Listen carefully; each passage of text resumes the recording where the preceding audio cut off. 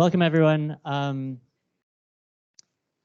Where do we start now? Thanks for your patience. It's going to take us a few tries to get all the technology right. Is this actually doing much? It is. Okay. Welcome to the third in this year's MA-GCD course lecture series, which also serves the broader GCD community. The theme, as you know, is practice is still critical. I'm going to do the reminder now, so don't forget to do it later. We have one more event coming up this term. It's going to be on Thursday, December 7th, and it's a continuation of our Tutor Talks / Tutors Talk series. And in this year's edition, did I already say it's Thursday, December 7th, 5:30 to 7 p.m. In this year's edition, you'll have the pleasure of hearing from myself, from Abby Vickers, and from Andrew Brash. Abby and Andrew both, of course, are senior lecturers on MA-GCD, as we share some work from our own research practices. And that talk will be will also include a moderated discussion, which will be moderated by our program director, Rebecca Ross. But tonight, we are joined by Luise Vormittag. Luise, or Lou, as I generally refer to her, is a close friend of the MA-GCD community and the broader GCD community. Lou is a former year leader and tutor on MA-GCD. Lou is now a reader in illustration at Camberwell. She's an illustrator, a designer, a researcher, an educator, a writer, among many other things. She convenes a symposium called Coloring In, which also has a publication. I'm sure that each of you would find it very interesting to follow along what's been happening with Coloring In, and I'm sure that Lou will talk a bit more about that. Before I hand off to Lou, I forgot to share some instructions with her. That little black dot, that's your do not pass for when you're presenting. It might not matter in the end anyway. I think. So it's this square? Yeah, you want to be basically right here. This is perfect. I'm going to let Lou do any further introductions herself, but please give a warm welcome to Luise Vormittag. Hello, hello. Thank you, Matthew. Thank you for inviting me. I'm so pleased to be here. As Matthew said, I used to work here, and it's a lovely, warm feeling walking back into these studios. My name is Luise Vormittag, and the talk I'm going to give today is called Drawn Together. Drawn Together is the title of a book that I'm working on right now, but instead of giving you the version that I'm putting in the book, I thought it would be more useful to give you a slightly different version of the material I'm presenting in the book. Because in the book, I'm going to present all the stuff that worked well and all the kind of good outcomes of my research. But I thought what would be more useful for you to hear today would be what got me started in the first place on this journey of research and discovery, and also what went wrong and the crisis I had. When I was teaching on this course and continue to teach now at Camberwell, when students come to me in a crisis, I always say, yes, you're having a crisis. That's a really good sign, because it means that you're learning something new. It means that you're moving forward with something. And I know a crisis feels really crap when you're in the middle of it, but I think if you don't go through crises in your work, I think you're probably not moving forward as much as you could. So I'm going to talk today about my crisis. I'm going to talk today about how I started with this work, the crisis that I had, and then just a little bit about how I resolved that crisis. And I hope that people, are you monitoring online, Matthew? Can people hear me online? There's no indications to the contrary. Because I was delighted to see some, I recognized some names. I saw Dilek is there from Turkey, which is lovely. And Lucy Maria, who was also a graduate from this course, so hello.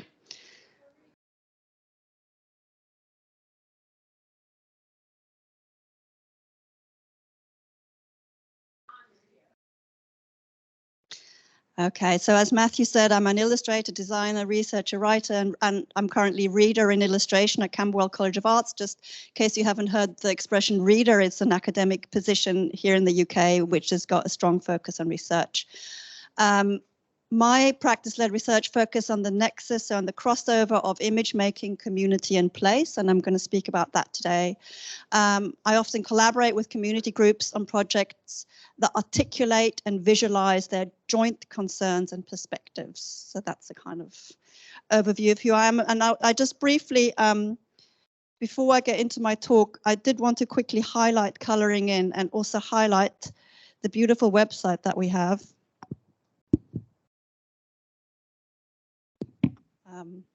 Which is designed by Lucy and Mike, who are graduates from this course. It's kind of, here we go. So I'm not going to talk about Colouring In today, but I just wanted to quickly show you that it exists. If you're an illustrator and you're frustrated that there's not a lot of theoretically grounded writing in illustration, I share your frustration. Lots has changed over the past decade. A lot has changed. But what I'm trying to do with my colleague, Dr. Stephanie Black, with Colouring In, is to think theoretically grounded, in a theoretically grounded way, what illustration can do in different areas of public interest and public debate. So if you're interested in that, I just wanted to highlight it, and the wonderful website that Lucy has designed for us.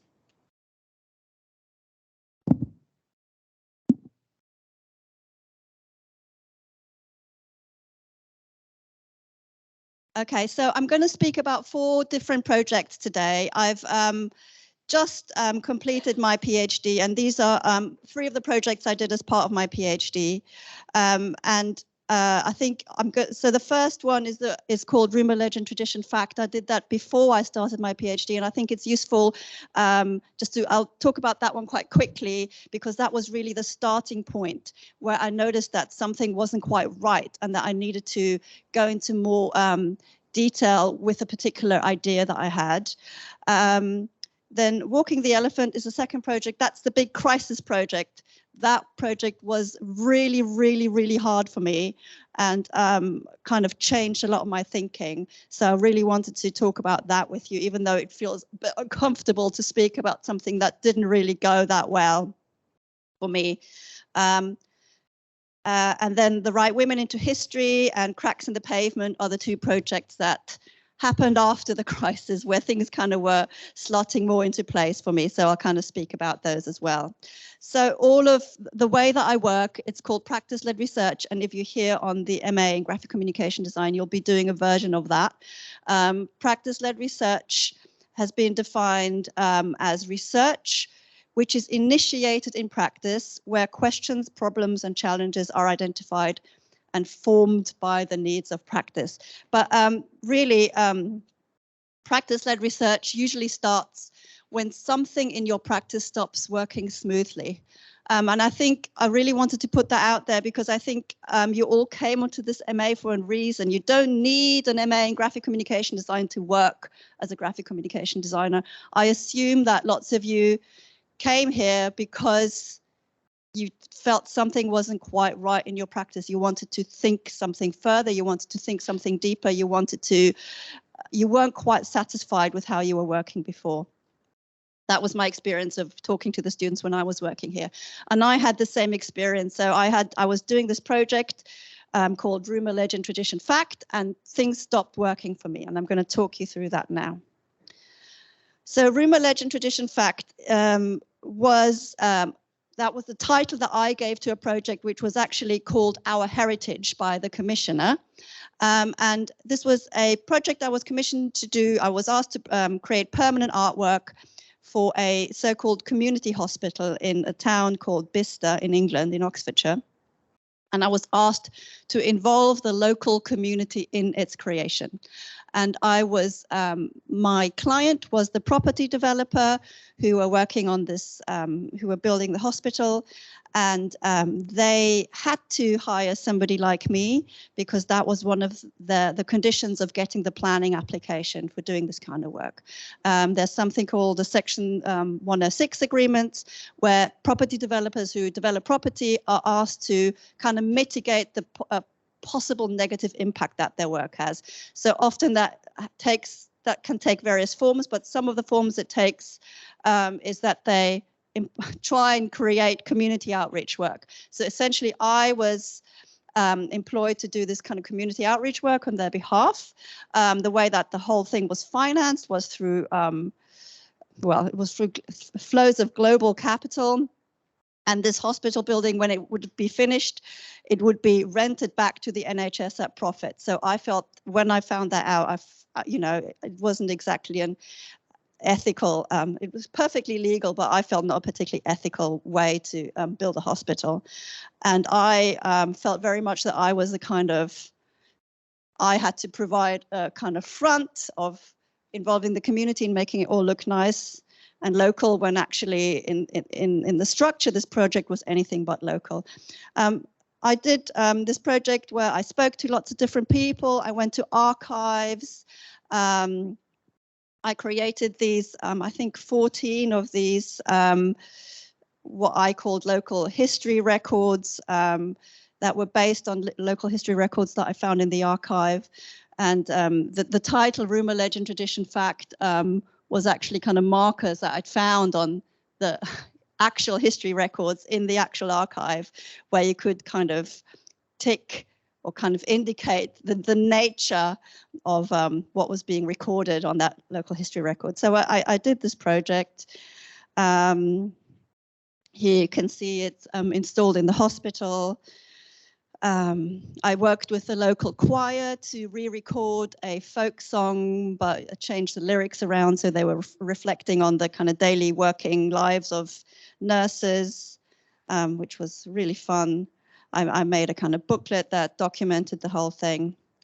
But really, the way, so it was all fine. I did it all, and but I just kind of went away from this project with a really bad taste in my mouth, because of the kind of financial structures that I've just briefly explained, and my experience of working with the client, who was always, I have to say, extremely polite and very, in one way, very easy to work with, because actually they didn't really care what I was doing. They were really interested in getting a list of how many people I had engaged with, and just the fact that I had engaged with the local community. And I just felt increasingly uneasy about how complex words like community, or heritage as well, were being used without any kind of thought. So I kind of went away from that project thinking, well, there are loads of unanswered questions here. So yeah, so this is the kind of tension that I experienced, the kind of cozy, warm notions of community and local heritage versus the kind of globalized flows of capital and the increased privatization of the NHS. So these are kind of the kind of most obvious question. I was like, oh my God, is it even okay to work with property developers? But then kind of more kind of considered questions started rising up. What possibilities are there actually for communities to collectively imagine, narrate, and represent a place? And what role can illustration actually play in such an endeavor, in such a scenario? And then the much more complicated question, really, what even is community? So the word community in colloquial everyday use, it's kind of a word that has positive association. It's kind of the warm word. People always speak of the local community, and it feels always kind of warm and cozy. But in philosophy, particularly in the second half of the 20th century, there's a really lively debate about what kind of we do we want to think about? How can we imagine a we? And these debates happen particularly in the shadow of essentially various outgrowths of fascism in Europe, where European philosophers started questioning, how can you think of a collective we that is not fascist, essentially? So these were the questions that were on my mind as I started on a new project. So this was part of my PhD. This was without a client. So I thought, okay, I'm working without a client now, but as an illustrator or designer, I still want to have this relationship of kind of being in service of somebody or in service of somebody outside of myself. For this project, it's called Walking the Elephant because elephant refers here to the Elephant and Castle neighborhood in London, which is the biggest center of the Latin American community in the UK. And it's gone now, but this is what it used to look like. It hadn't before its demolition, there hadn't been any meaningful financial investment in lots of years. So it was it was quite run down, as you can see, but it was a real center for the Latin American community, La Bodeguita. And it had this iconic elephant statue out at the front, this pink elephant. So I got out of the very back of my head the remnants of Spanish that I still had in there from living in Latin America a while ago, kind of brought those to the front of my mind and got in touch with a charity who were very much embedded in Elephant and Castle, and they're called Latin Elephant. And I contacted them, and they were extremely involved at the time in all sorts of contestations to the urban regeneration that was about to happen and has now happened in that area. So as I said, the shopping center no longer exists. It's been torn down, and it's becoming the site of LCC.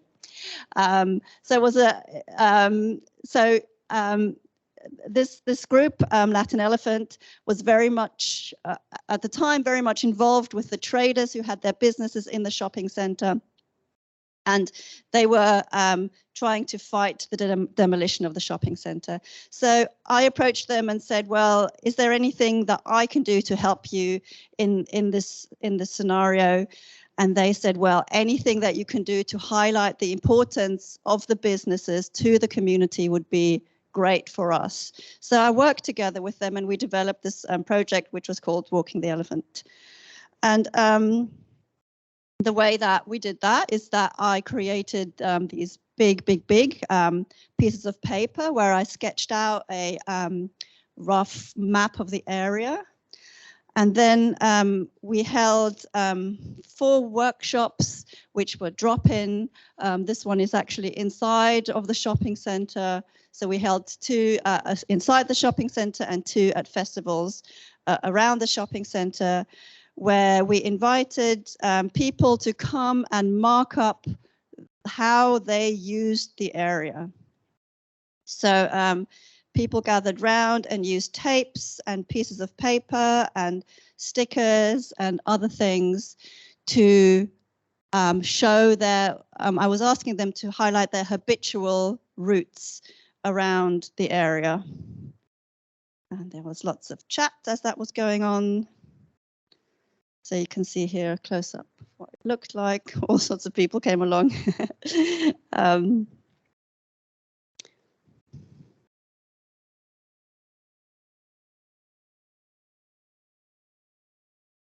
So I ended up with these big pieces of paper that looked like that.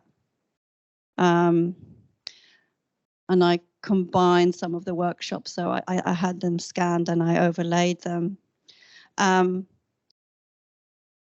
But this is really the point where my crisis hit, because so I had done this and I kind of just, I hadn't thought it through at all. I kind of superficially thought, well, I'm going to do these kind of workshops where I'm going to get people to show me how they use this place, what's important to them. And then I'm somehow, and I never thought through how, then I'm going to somehow synthesize, interpret, translate this data into something that makes visual sense.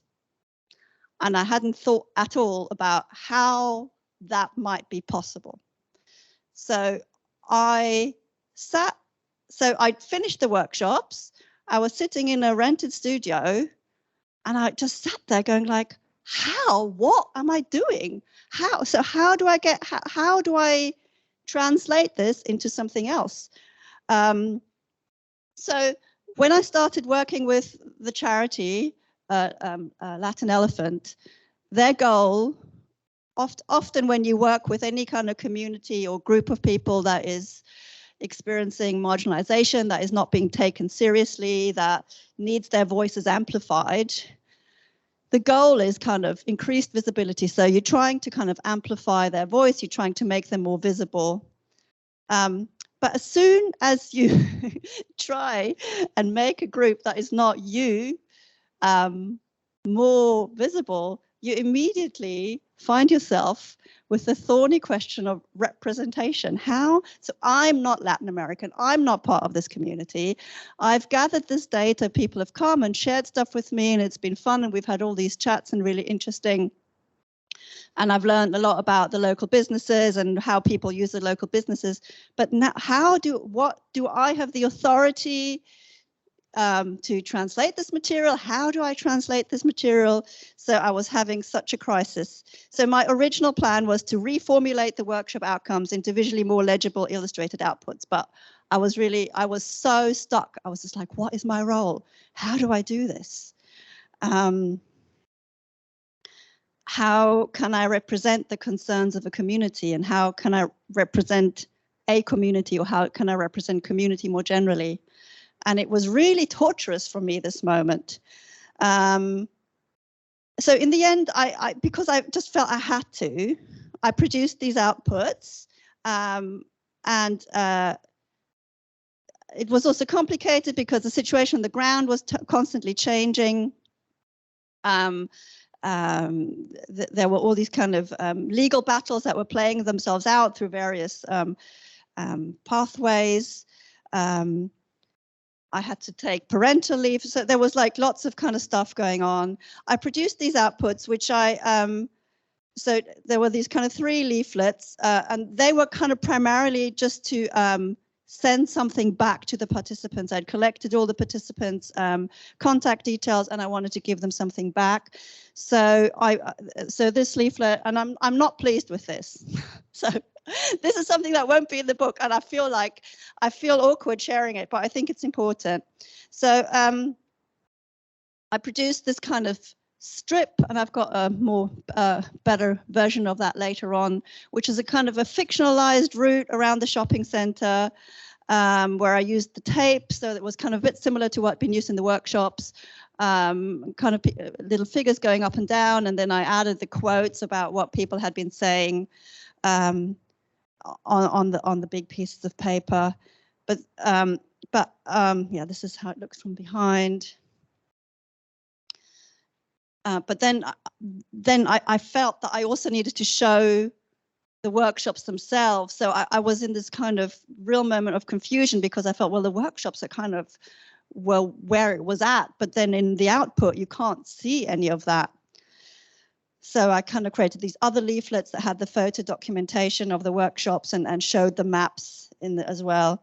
And then I worked again with Lucy and Mike Stevens from the C also, who are graduates from this course, and they made this excellent web page, which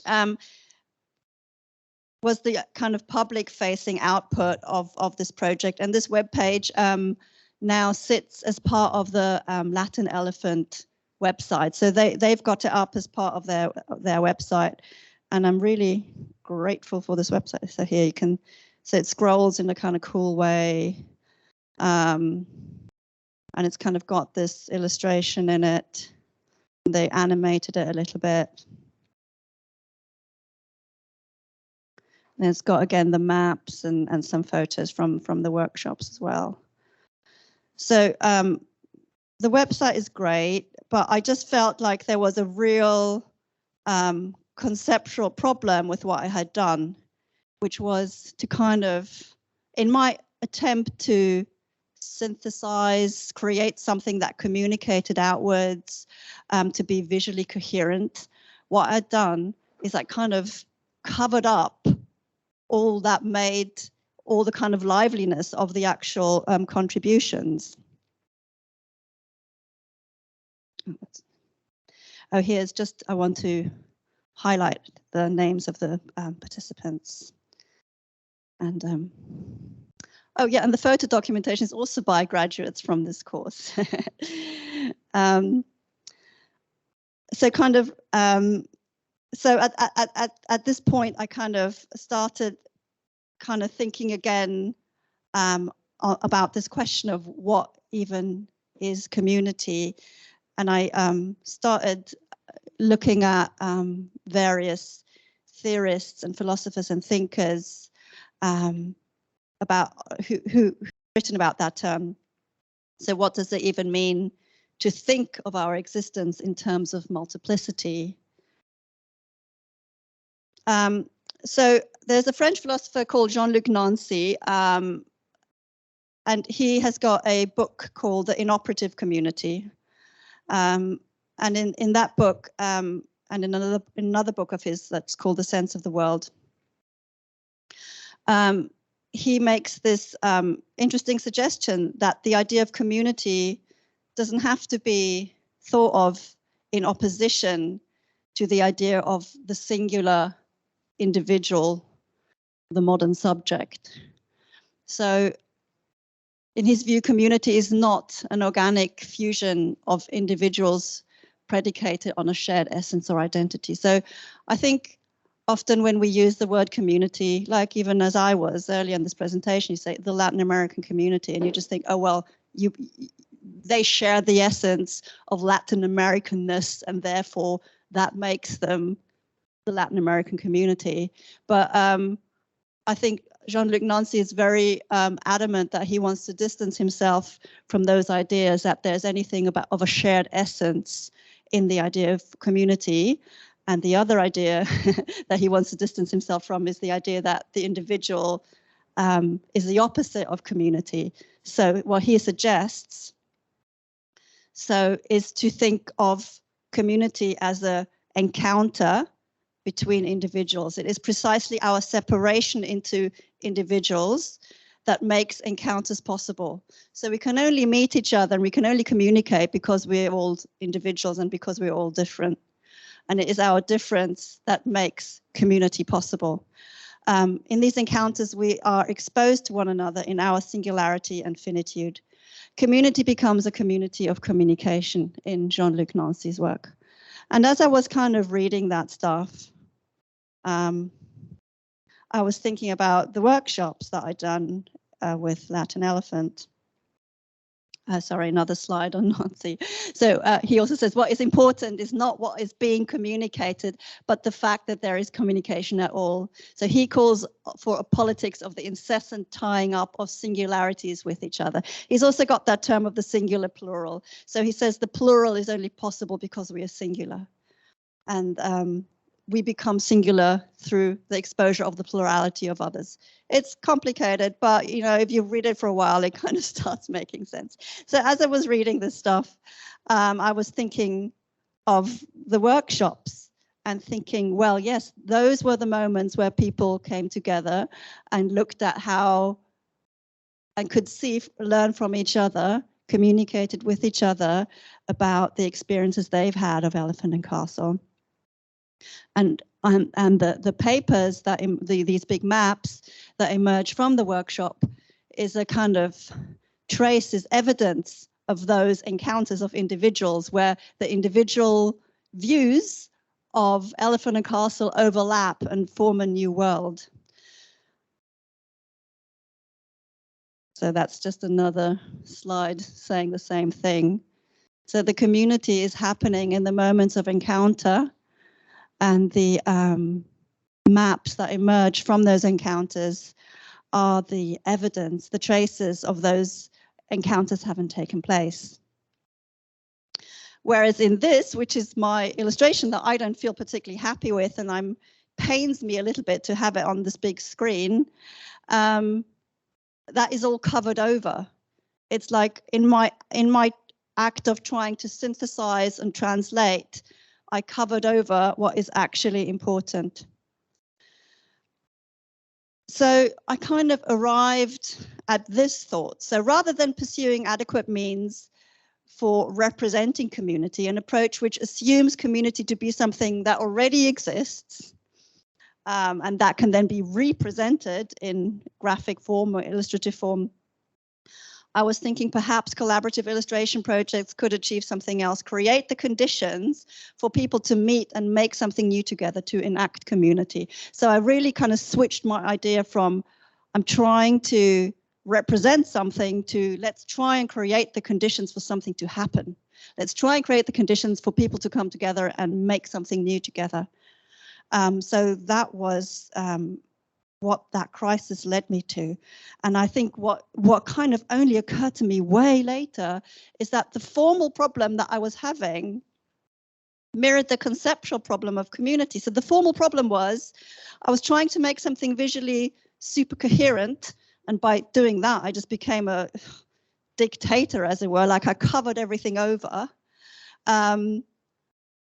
But if you just have this is probably not very legible as a visual artifact. You just have kind of chaos.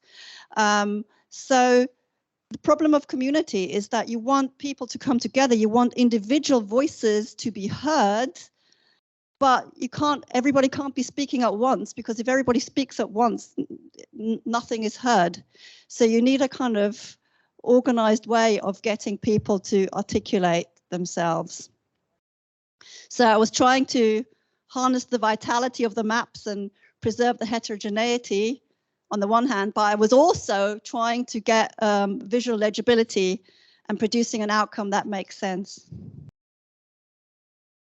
And I put the slide in for Matthew because I know he's interested in translation, but I was also looking at translation theory at the time, and that kind of also helped me think through my conundrum a little bit, because I was thinking, okay, maybe translation theory can help me think about what to do with source material. So, and in his book, The Translator's Invisibility, Lawrence Venuti, who's a famous translation scholar, speaks of the ethnocentric violence of translation, and he accuses translators of complicity with hierarchies of domination and the obliteration of the particularities of source cultures. And I read that and I hung my head. I'm just like, oh my God, guilty as charged. So from that point onwards, I was kind of thinking, okay, so how can I design projects in a way that doesn't obliterate the original contributions, but while still working towards communicable outputs that make sense? How can you weave together multiple singular articulations in an attempt at making novel worlds? How can you create a situation for community to articulate itself? So this is the idea of moving away from representation, but creating frameworks that don't just result in everybody speaking on top of each other. And I wonder if now is a good time to have a break, an intermission, which Matthew will handle.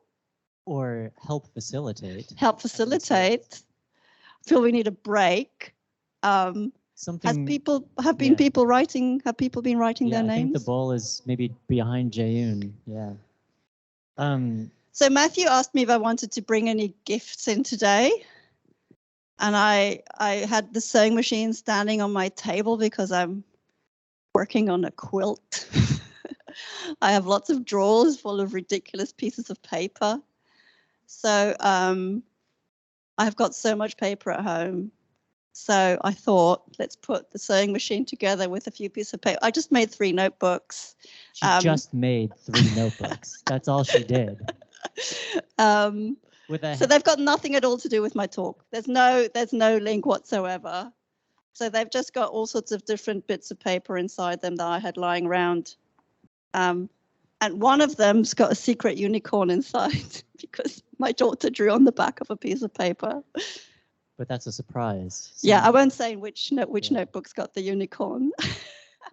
So I think we're gonna let the winners choose which notebook. Yeah. you'd like to take. Yeah. Do you want to draw a name?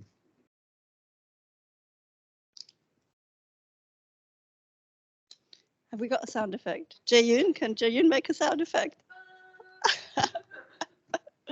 It is Wan Ying. Wan Ying, would you like a notebook?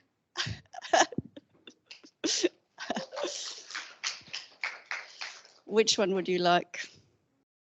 That one. Okay. Do we know if... I know where the unicorn is. Did she win the unicorn? I think I'm not going to say I'm going to let people okay, find it. Yeah.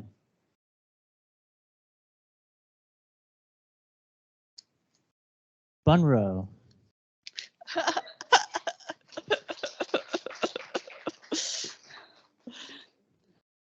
That one, okay. Colors have I picked? Green and orange, so I'll pink.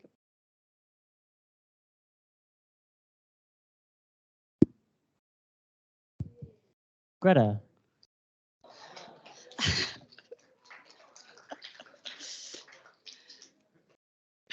So I hope they bring you some joy. I mean, there's no. I'd like to say there's another prize for whoever finds a unicorn, but We do actually. Oh, is there another prize? There's a bonus prize. It has nothing to do with the prizes you gave. Okay. It's completely random. Has anybody found a unicorn? Yes. While you're continuing, Yeah. I'll get that weird bonus prize, which has nothing to do with unicorns or your talk. Okay. And then we'll reveal it at the end? Sure. Okay. I also forgot to say at the start that I'm really happy for people to interrupt me. I've just kind of interrupted myself now because I felt like we needed a break. But if people have comments or questions at this point, yes, please.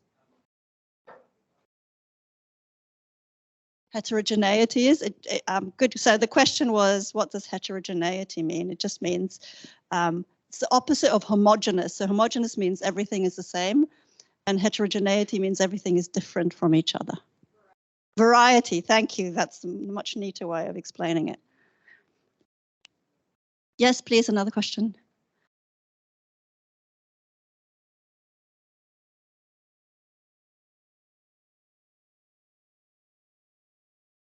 That's a great question. The question, I'm just going to repeat it for the people online who maybe couldn't hear it. Why is the importance of working with the client rather than just working for yourself? I think there's nothing wrong with working for yourself. I found it difficult to do. I really wanted to work in a responsive way to somebody who wasn't me. I felt I'd worked for many years as a commercial illustrator, so I was kind of used to that. I guess I liked that as a restriction. I think graphic communication design and illustration, there's a history of being in service of something. And I guess I was also just thinking, well, usually we are in service of a client, but I was just also starting to think, you know, you don't have to be in service of a client. You can also be in service of anything else. You can align yourself with other causes, other groups. So I was experimenting with that idea, but there's nothing wrong with working for yourself. I'd welcome, what are your thoughts on that?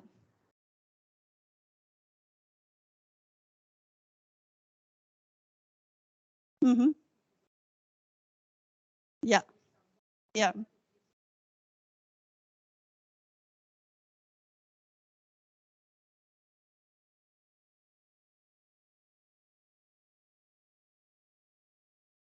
Mm. Yeah.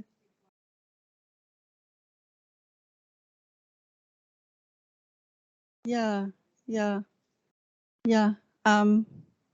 Yeah, it's something to think about. I guess it's just a way that I was used to working, and I was, as I say, experimenting with. Apart from commercial clients, who else could be a client? Yeah.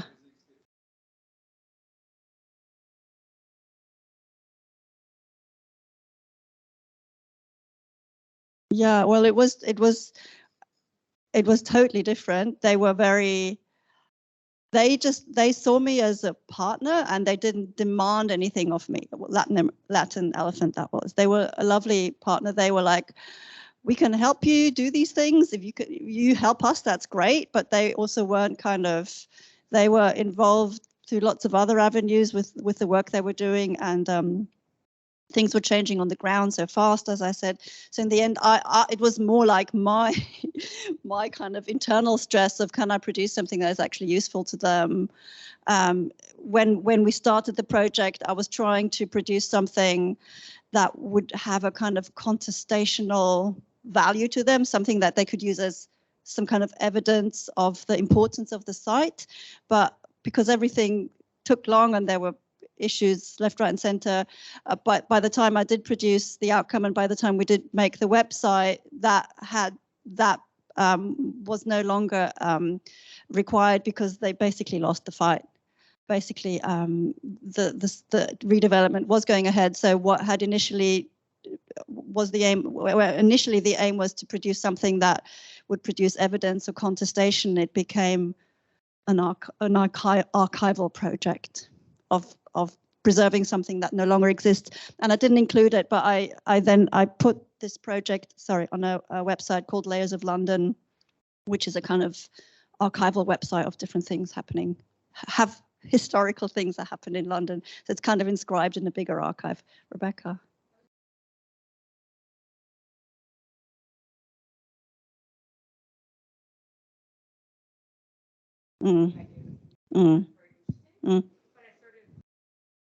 Should I start over? Maybe for the people online. I will. Hi, everybody on Teams. I was wondering, I understand that kind of the experience that you had in Elephant led you to question and try and kind of challenge presumptions about community. It sounds like in a really interesting way. Yeah. But I wondered about like illustration, because that is, I think you had started with wanting to do something really engaged with illustration. And I wondered if there was, and you mentioned the kind of gap, I suppose would be an okay word, between the kind of material that the workshops like created, which obviously was made of all these components that you designed. Yeah. You brought together, you gathered a kind of set of materials, and some of which are now in the notebooks, actually.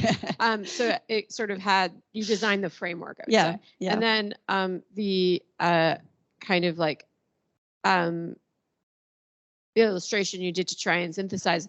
I wondered if there was anything you could say about what you learned about illustrations sort of affordances, if that's a way to put it. Sure. Or maybe that will come through in the other projects. I think it'll come through maybe in this project. I guess for me, I think we automatically assume illustration to be a representational practice of drawing something that exists out there. And I mean, apart from having the whole kind of anthropological crisis of representation, which is what anthropologists have, is like, what gives me the authority? How can I picture something over there? I also just thought the whole idea of representing assumes that something exists prior to representing it. So what I'm going to talk about in these projects is where I try to create a framework for things to happen and for illustration to capture that happening. It sounds a bit abstract, but hopefully it'll become clearer as I speak about it.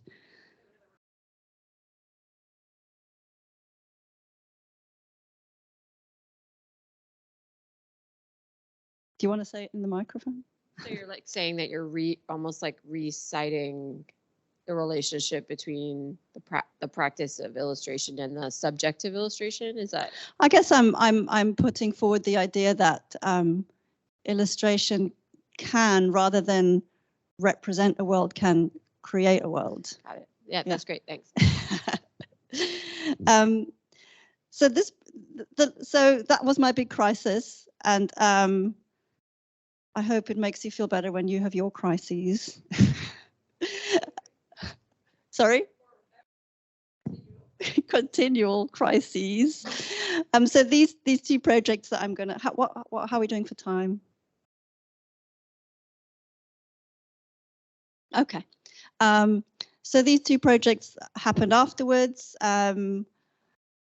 where I had different ideas of how to go about things. They also happened during the pandemic. So again, everything was totally different suddenly again. So pandemic hit and I was just like, oh my God, my work is about getting people together around a table. Now we can't do that anymore. What am I going to do? But anyway, for this project, which ended up calling Right Women into History, I worked with a group called the Hackney Howlers.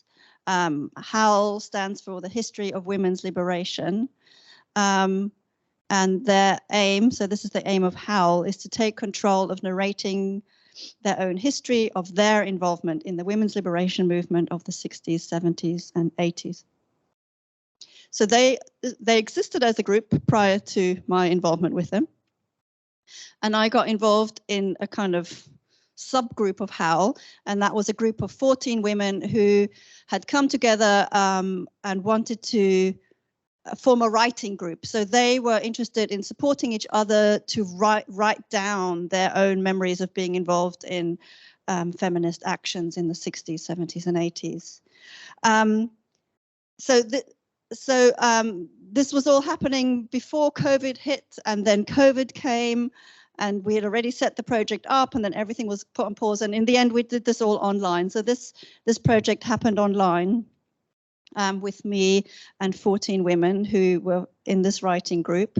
And so coming away from the work in Elephant and Castle, I was thinking much more about how I can create a project where I design a supportive framework that enables me to pull through people's contributions right through into the final piece. So find a way to not cover over what people have done, but just to pull it through.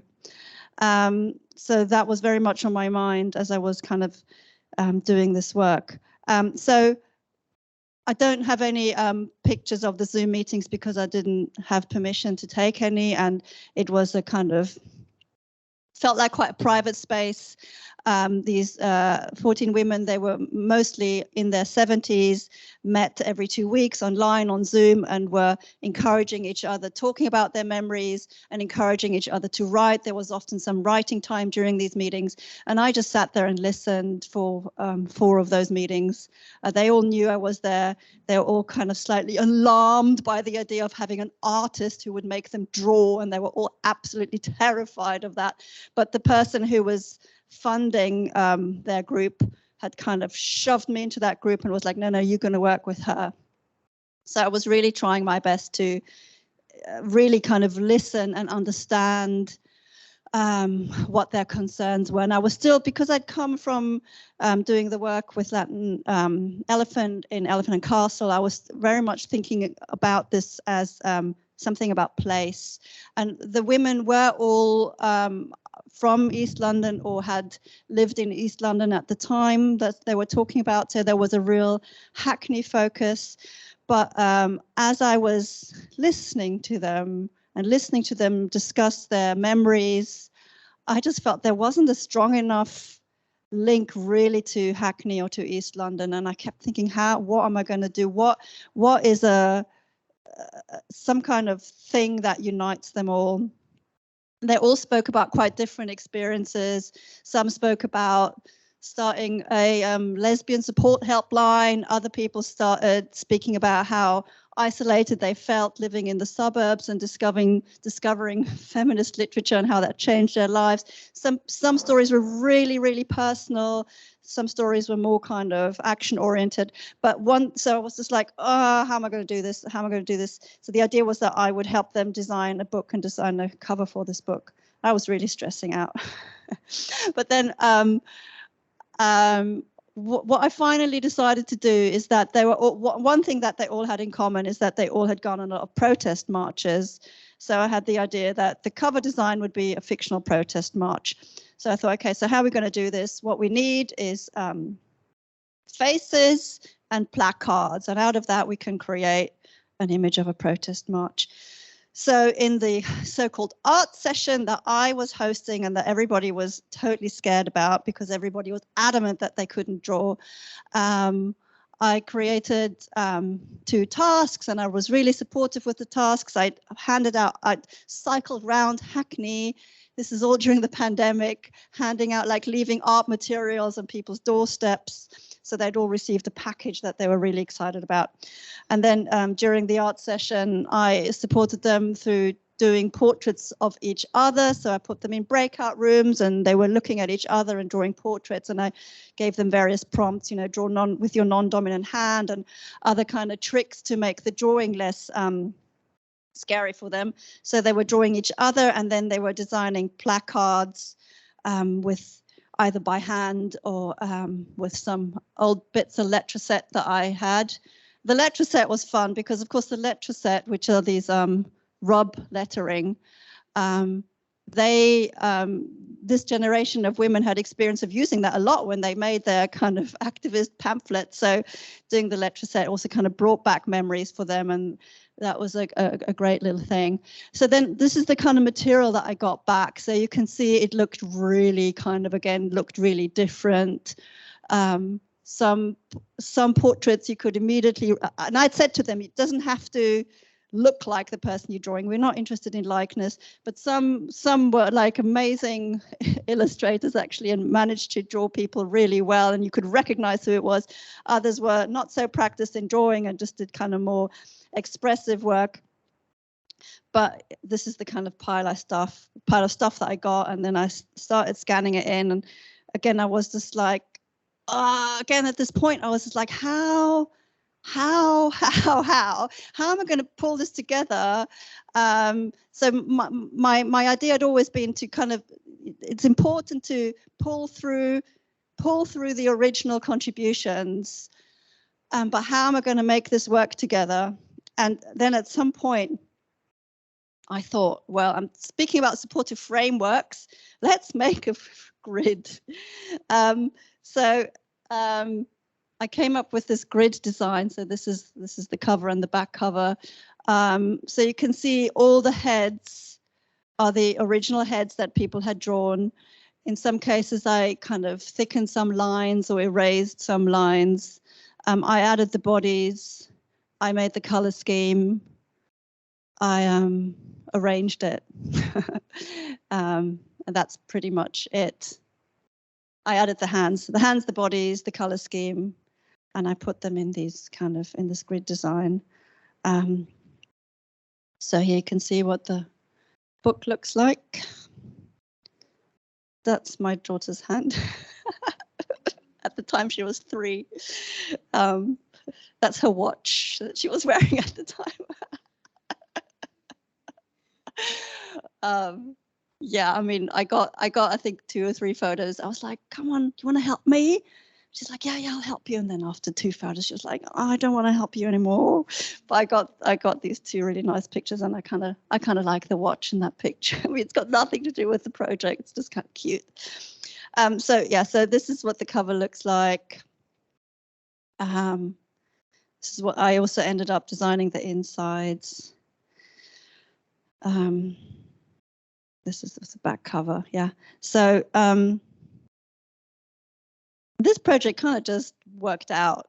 There was no crisis here. It was just kind of pretty smooth. I mean, I did have like stress when I was scanning these in, and I just couldn't, and I didn't include it. I thought at first I had the idea of doing a much more amorphous crowd, and it just was looking terrible. And then I was like, the grid. And it was only, again, it was like a year later when I was writing about this, I thought, yeah, it's kind of like what it looks like when you meet on Zoom, right? And I hadn't even made that connection. But that's what a Zoom call kind of looks like. And it's how the group met. It's how the group manifested. It manifested through these Zoom calls. So yeah, my interventions were selection, amplification, the grid structure, and the color scheme. Sorry,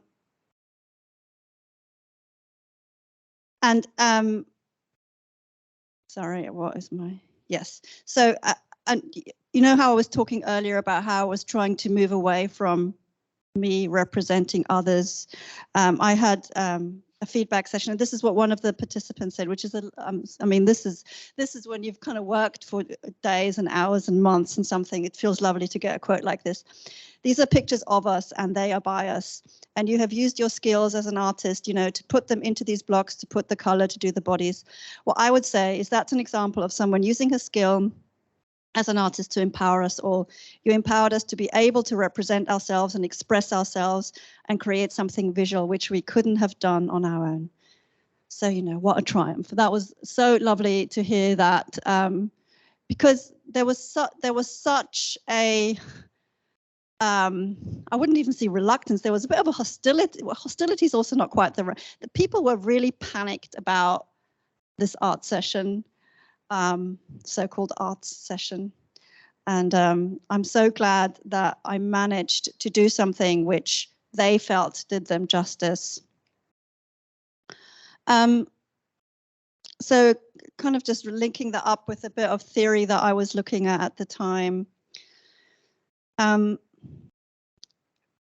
Hannah Arendt is a philosopher who was working in the 50s and 60s and 70s, originally from Germany, but fled to the US.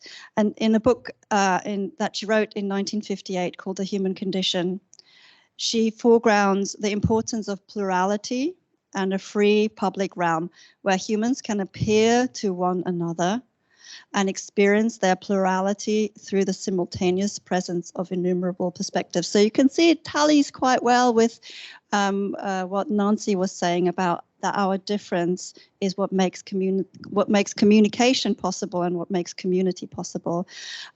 She uses the word plurality a lot, and she uses her concept of the public realm is really key to her political thinking.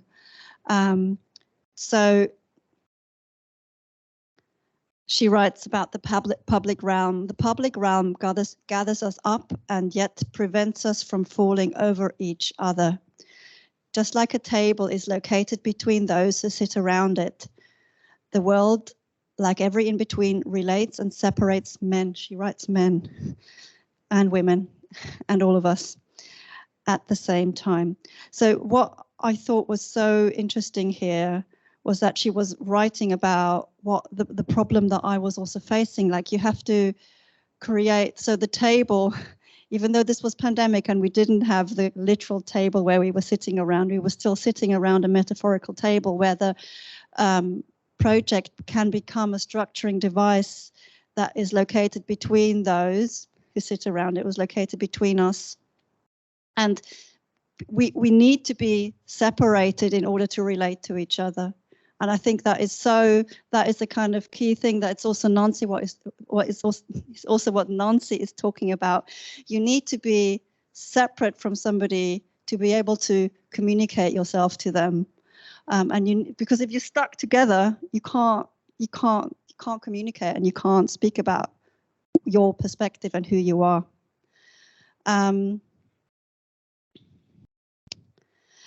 And she's also very much interested in the public sphere as what she calls a place of appearance. The public sphere is a place where everything that appears can be seen and heard by everybody else.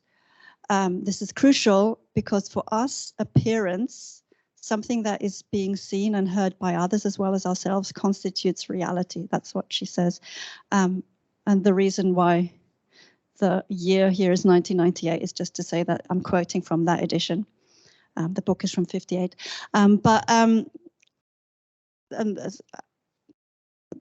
This is, I guess, what I also came to really note when I was working on that project with the women, was that they absolutely enjoyed being made visible in that way as a group. Did I include that as a... No, I didn't have that quote. They were also speaking about how in that cover design, they inscribe themselves in this design as a group. So it becomes a kind of documentary evidence of this community having formed itself through this writing group and through this exercise.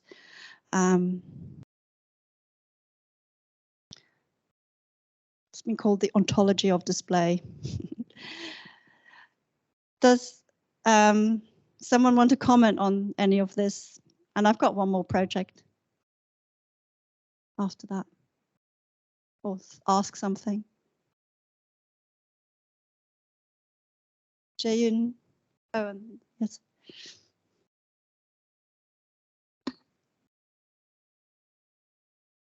You know, when we treat visual language as a language, and can people hear me? And like as an illustrator, you know, we train our visual language to be able to communicate things, right? It's like new language. But then you're like, okay, but I don't want to talk for other people. I'm just going to teach or like let other people to show how to speak that word. And even though their word is not as articulate or beautiful, but it's more like a da-da way of saying it. When I looked at the portrait of people's faces, like a da-da, that's kind of feeling I had. But then, you know, we are living in this era of like, that is acceptable and that is part of a style, so-called, isn't it? So I can see your work is like a beautiful blend of like illustrator as well as educator. And then you're blending in that position into one and putting into public realm outside of academia. So I think it's, I mean, it's brilliant. That's what I wanted to say. Thank you, Jae-yoon. Thank you. Thanks. Is there a question?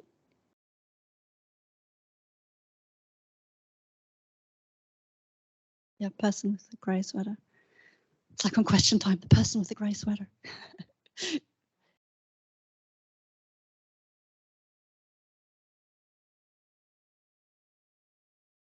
Hello. Hi. I don't know if it's a question or more like a wondering of mine, but I don't know, the project you showed us so far, it's almost like I see it as like documentation of hidden or undocumented communities.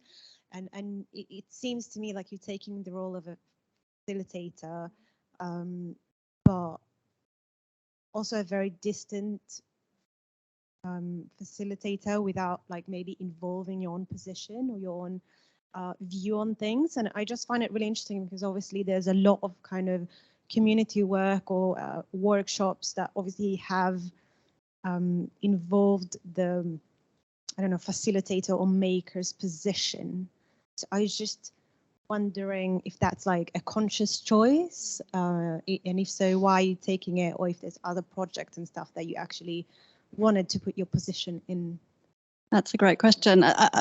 Somebody once asked me, do you think of yourself as an activist in this kind of work? And I guess I think my position comes through in the kind of groups that I choose to work with. I mean, I chose to work with a group of older feminists who wanted to document their stories because I thought that's a really important thing to do. And if I can support them in that endeavor, I guess that's me saying, I think that's important. That's my position. And I chose to work with Latin Elephant because I thought, you know, I don't want to see that community erased. And if there's anything that I can do to help them in that endeavor, then that's great. So I feel like my position comes through in my choice of groups to work with. Okay, so I'll just, kind of probably running low on time. I'll just quickly show you the last project. It's called Cracks in the Pavement. And in a way, this was a really fun project. This was again during the pandemic. Everything was online. Everybody was sitting in front of their screens all the time, and I was getting really sick of that. And I wanted to design a project where we weren't in front of our screens.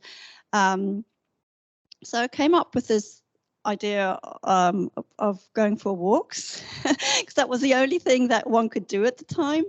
And I had various ideas of, oh, can we get together maybe in groups of 2 and so on. But then I thought it was so, I mean, it almost feels like a different time now, but as you probably remember, it was quite chaotic and the rules kept changing of what you were allowed to do. Like one day you were allowed to meet one other person, then was like different again.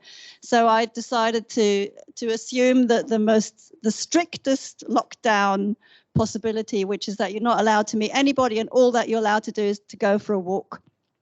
So I thought, if we can't go together, can we do a project where we are in the same space, but at different times. So the idea is like we kind of go on the same walk, but at different times. And that's a way of being together. So I designed a project I called Cracks in the Pavement. The idea was to look out for what's in the cracks, to kind of look around you as you walk. And this is the kind of graphic world I designed, where this was, so the color leaflet that you can see there was A4 size, and it unfolded to a 1 size poster. And this was just the information sheet, the consent form, and stylized some materials. Actually, I had a whole bag full of materials. It looked more like this. And the way it worked is that I recruited a total of 5 people who decided to lead a walk. So for those people, they told me roughly where they were going to walk. I did a pencil sketch of the area that they were going to walk in, so a pencil map sketch, and then I gave them the maps, and they annotated their walks. So this was a particularly beautiful one. This was by an architect, so he drew really nicely the Walthamstow marshes. It's just the middle section. It's hard to kind of show this project. And then after they'd done their walk and drawn their first layer, I scanned it, and they nominated the next person. I brought it to the next person. They used that, did the walk, annotated their walk, and so on it went. So so it kind of kept adding layers. So what's kind of also maybe just to note here that this is stuff that I added. So sometimes people, like, despite my best intentions to say, no, you can do whatever you want on the map, this person felt too shy to touch the map. And so he just sent me photos and gave me an indication of what he wanted where on the map. So I kind of worked like for a client and just put it on the map for that person. So that was the Walthamstow wetlands. This was a walk around London Fields.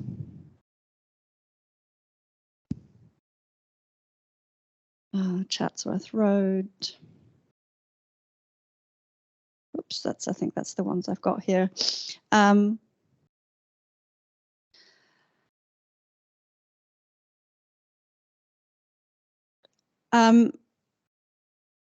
And I think the way, so I talked about how with the Right Women into History, I kind of wanted to pull through, I designed this framework that enabled me to pull through the original contributions to the final output. I mean, I guess here, in a way, there's the same problem that I had with Walking the Elephant, where it kind of becomes chaotic.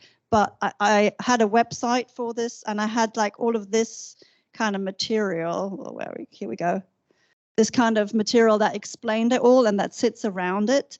So it was always anchored to this material that could take over some of the tasks of communicating and creating legibility in what is otherwise a kind of complex piece of visual communication.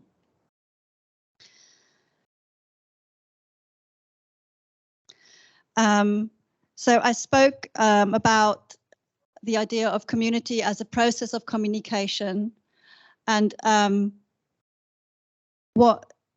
my intention in Cracks in the Pavement was to kind of create these socially connected lines of people, but that did come through.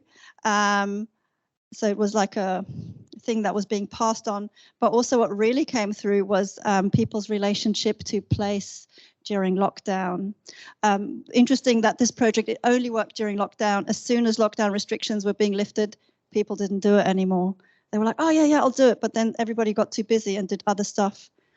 And in the feedback quotes, really what I got a lot of is how this project made people relate to their surroundings, not so much surrounding people, but surrounding locality in a very conscious way.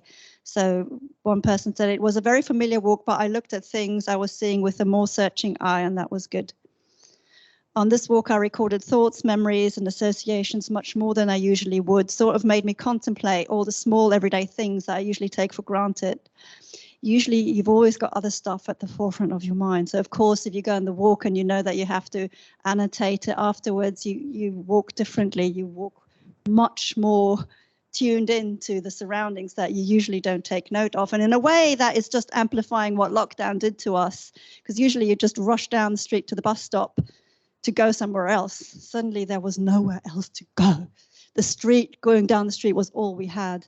So I think already our streets in our neighborhoods were kind of rising up to greet us in new ways. We became much more familiar with them, and then being asked to illustrate it, to annotate it, kind of amplified that process even further.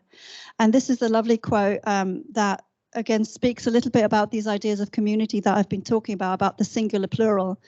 This participant was speaking about what it was like when they all received at the end of the project a print of the finished map that had all the layers on it. And this walker said, when I opened the finished map up, I was curious how it had developed. And then studying it in more detail somehow made me really happy. I couldn't stop smiling. It's so lovely seeing other people's thoughts and responses to places we all know so well and share as a neighborhood. Looking at the other maps, so all participants also got a small print of the other maps that they didn't take part in. Looking at the other maps, all of which are very familiar routes and part of what I describe as home, did instantly fill me with joy too. I'm not sure why, perhaps the fact that using simple means, people have collaboratively turned these shared but separate everyday experiences into interesting, curious, beautiful objects. A small personal celebration of an area, something that belongs to all of us. So really what you have on the maps and what this participant is speaking about is individual articulations of a place, but they come together to form a shared world. Which is this idea of the singular plural. It also kind of, this again brought to the fore some thinking in geography, where you think of place as an active and generative and reactive process rather than a static thing out there. Just in case you're interested in those kinds of thoughts about place and geography, Doreen Massey is an excellent person to look up. She's a geographer who's written a lot about that kind of stuff. And she talks about how places are made in dialogic and interactional encounters. This is something that really came through in these maps. So the encounters that happen with each other, with the other walkers, with the material, with reality over time. So this is the end of my talk. So really, I made a note of what I wanted to say on this last slide. Yeah. So these are the kind of, I guess these are the themes that kind of came through in these last, I mean, this is, I've spoken over a period of 10 years, the work that I've showed you. So the themes of community, place, thinking about relations and attachments, but as I was trying to say during this talk, not as thinking of myself as an illustrator or graphic designer or whatever, not trying to represent those ideas, but for as finding frameworks to activate those things. Those are not things that just exist. Those are things that I have found. Well, I've tried to find ways to use illustration or graphic design as a way to activate those things. These are not things that just sit out there and then I use my practice to show them, to represent them. I've tried to find ways within my practice to activate those things that only exist through their activation. And that's it from me today. I hope it was interesting, and I'd like to take some more questions or comments if there are any. Thank you. Can I I'm going to hog the mic for about 2 minutes, but I will enter the question. I feel like you intentionally baited me with that Lawrence Venuti quote, so I'm gonna return the favor. It happened to be that I was skimming, I think, that same text last week. Somewhere else, he says a translator can signal the foreignness of a foreign text, not only by using a discursive strategy that deviates from the prevailing discourses. This is going to sound really wordy, but bear with me. But also by choosing to translate a text that challenges the contemporary canon of foreign literature in the translating language. Foreignizing translation is a dissident cultural practice, maintaining a refusal of the dominant by developing affiliations with marginal linguistic and cultural values in the receiving situation, including foreign cultures that have been excluded because of their own resistance to dominant values. So there's a bit that seems like it's very much what you are doing, I think, through your community-based illustration practice, is a form of what we could call this kind of dissonant practice of foreignizing translation, even if it's a slightly reductive interpretation of a very complex text.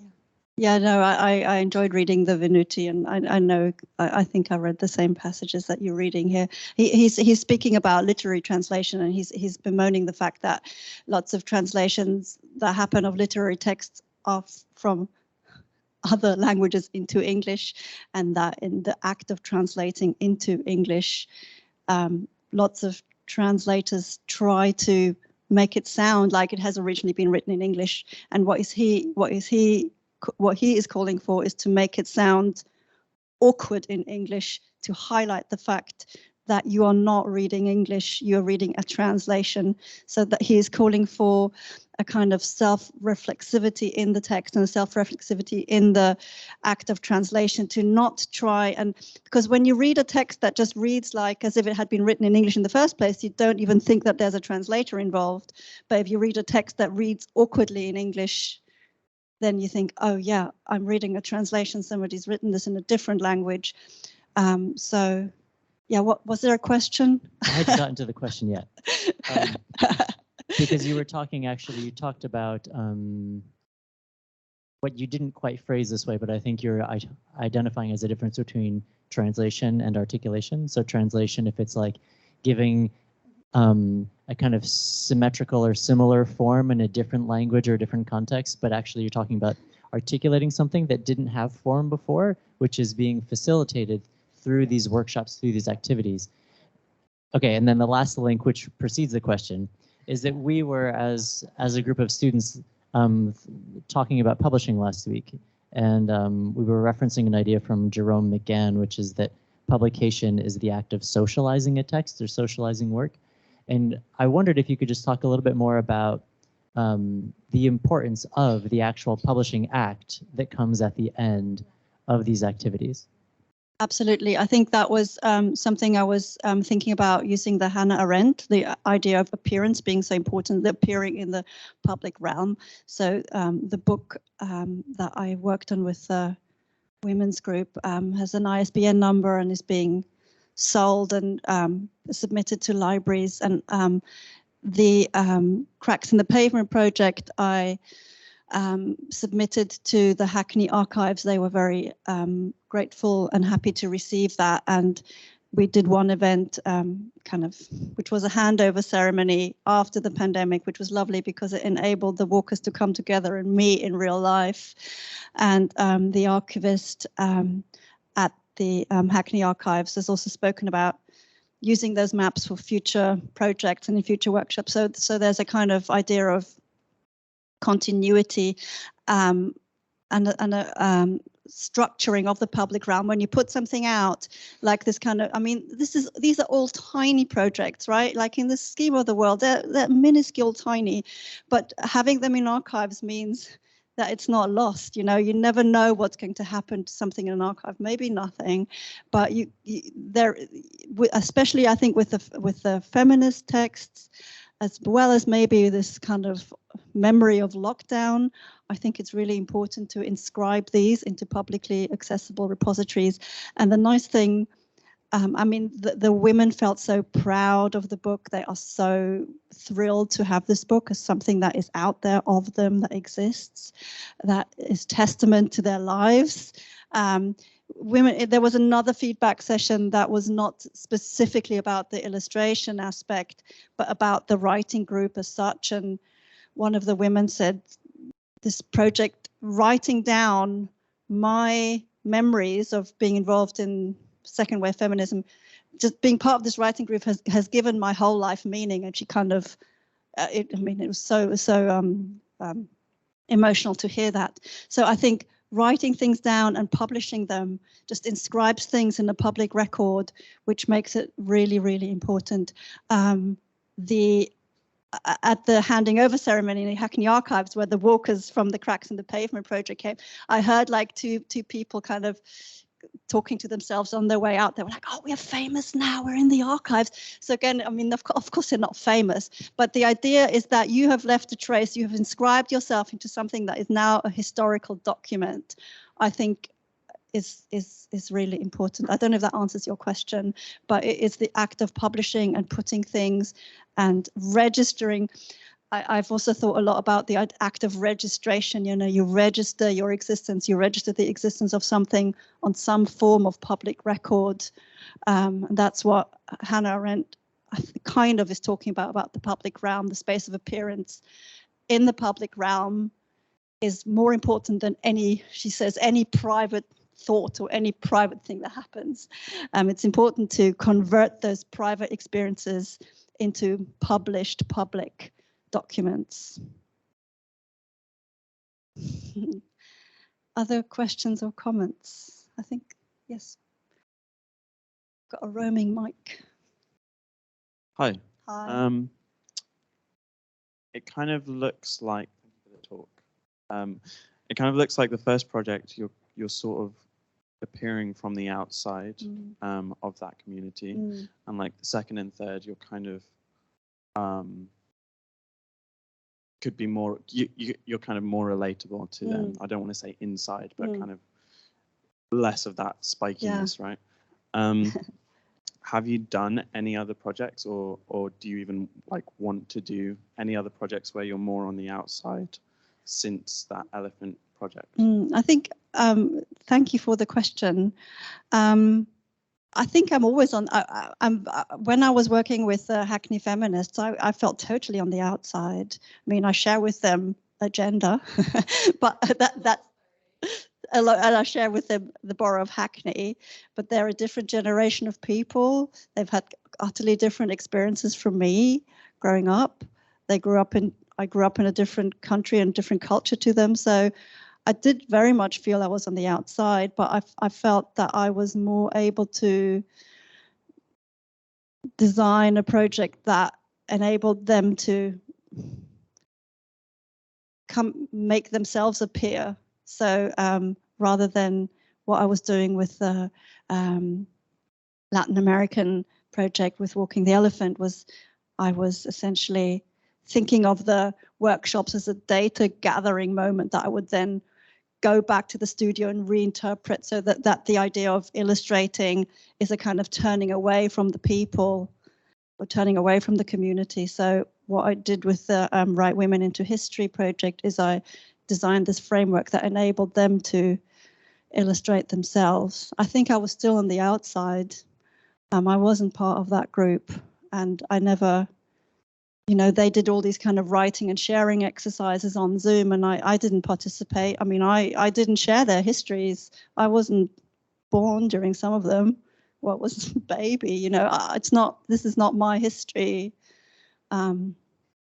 Yeah, in terms of if I'm doing more projects, what I feel like I need to do now, and what I am doing now for the book. So I'm not talking about the Latin American project in the book. I'm leaving that one out. So, but what I need is a broader perspective. So what I'm doing right now is I'm meeting with lots of other illustrators and designers who are working in similar ways to learn from them how they do their work and how they view what they are doing.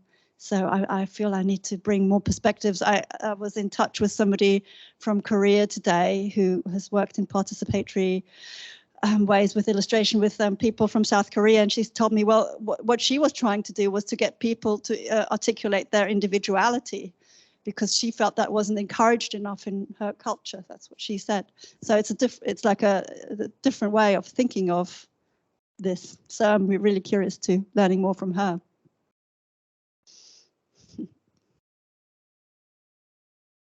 I think that was there one other question?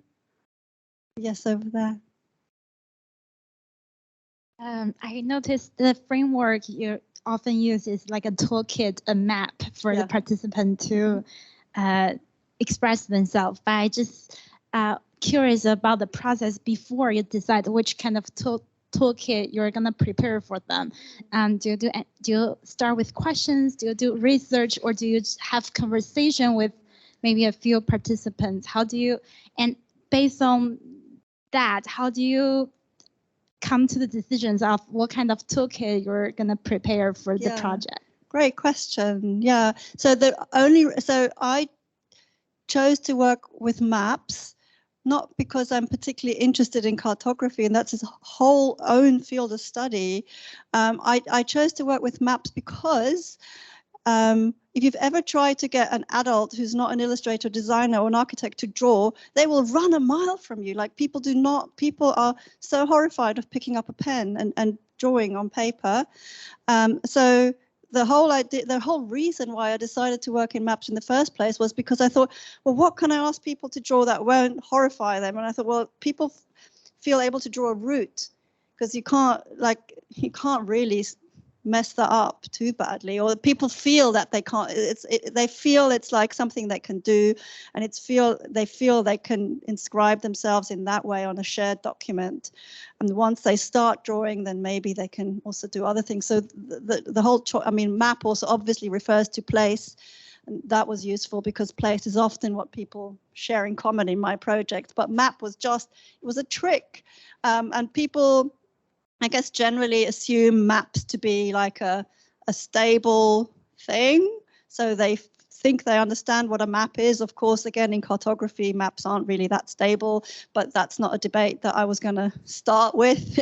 So people understand the visual language of map. They understand what it is. You can't put a blank piece of paper in front of people because they'll freak out. If you ask them to do anything too complicated, they won't draw it. I thought routes, people can draw routes.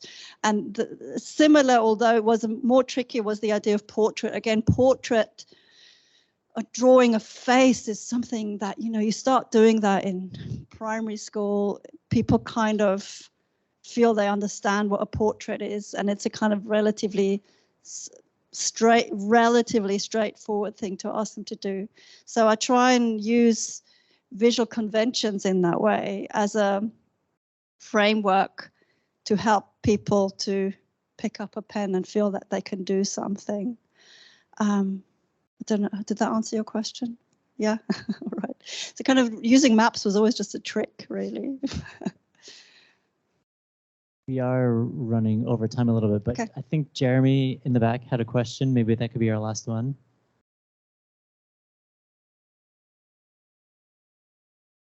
Hi. Hi. Firstly, I would love to thank you for the talk, because personally I'm super inspired. Thank you. As my interest is also in collective narratives and very similar kind of well, things are relevant to your practice. And I do have this question about the raw material that you collected. So in my own experience, once we have those raw material collected, and when you come to the moment that you have to do something about it, like the translation or the treatment and reorganization, I usually do have this concern about, as a designer, how much am I entitled to kind of do some modification about it? Especially when these materials are collected with the intention to kind of get those authorship preserved in a certain degree. So I think you also kind of mentioned some very similar kind of concern during the talk, but I do want to ask a bit more, how do you manage that balance of what you're allowed to do? What gives you what kind of authority do you have? Yes, what gives you permission? What do you have? It's such a thorny question, isn't it? And if you're interested in reading around those questions, I think there's some the field of anthropology has very similar questions, and they went through this big so-called crisis of representation in the 80s, where they were like, oh my God, how do we do this? And the conversations, as far as I can see, as outsider non-anthropologists, are ongoing. How do you what gives you authority, what are the adequate means to represent groups that you're not part of. And in design and illustration, it's no different. You have like you've kind of collected the raw materials, and what authority do you have to intervene in them? I guess the way that this one worked out. So here I barely intervened in this case. I intervened when they asked me to intervene, so I was just executing what I was being asked to do. And this one, I presented this to the group, and I just got their feedback. So I tried to intervene. I wanted the individual members of the group to see their own drawing as part of a final, and that worked, because they all could, oh yeah, I drew that one, who's that one? Oh yeah, you were paired with me. So it was a kind of fun moment trying to work out who was who. In this case, it was just because of the structure of the group, I was able to, well, not only able to, I had to go back to the group and discuss it with them. But I think I think the question that you asked is so important and so key, and there's no kind of formulaic answer to it. It really depends on who you're working with, who the group is. Can you return to them? Well, are they utterly dispersed, so you can't really gather them up again? In this case, it was a very, very structured situation that I was in. So I just went back to them and showed them this. And there was a few, I think 1 or 2 women I had kind of made what they felt too pretty. And of course, that was a total no-no for second wave feminists. They didn't want to be prettified, or it looked like one of the women had, it looked as if I had applied lipstick in the illustration. They're like, oh no, we were very anti-makeup back then. I was like, sorry. So kind of, it was just like the way I'd thickened the lines in a particular way. So, I mean, that was cool feedback, and like totally right of them to tell me that. The other feedback was very minor. One person was like, I don't like the shirt you put on me there. Can you change the shirt? I was like, yeah, fine, I can change the shirt. So I think if it is possible, it's always good to take it back to the group and discuss it with the group. Another person who does similar work, I don't know if you're familiar with his work, he's called Mitch Miller, and he works under the name Dialectograms. He does all the drawing with the groups that he works with, and he keeps, again, the groups keep coming back and discussing, and the big drawings become a site for communication, for discussion. So I think if it's possible, it's always good to take it back to the group. But it's such a complicated question, the question of representation and authority. Thank you very much, Lou. Thank you for all your great questions and comments. Thank you. And goodbye to the online people.